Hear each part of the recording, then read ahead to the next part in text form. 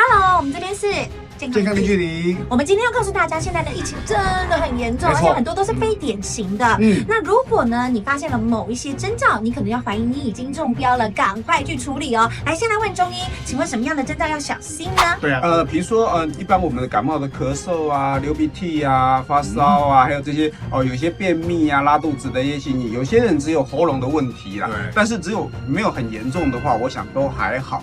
那如果说比较严重的话，还是要赶快就医。那如果说比较年纪比较大的，像这些老太太啊、老婆婆啊，还有老阿公啊，还有三高的病人、有慢性病的病人，还有小孩，我们还是建议一定要定时去打疫苗。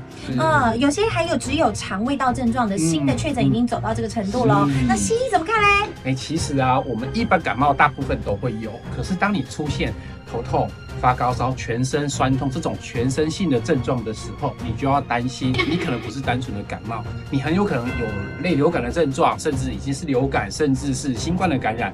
这时候你家里如果还有快筛试剂，也可以简单的做一些检测。那如果你身体真的非常不适，而且有我上述这种全身性的症状，赶快就医。所以要提供给大家参考喽。有以下的这些症状，请你们就赶快去找医生，不要自己当医生哦，不要再拖了啦。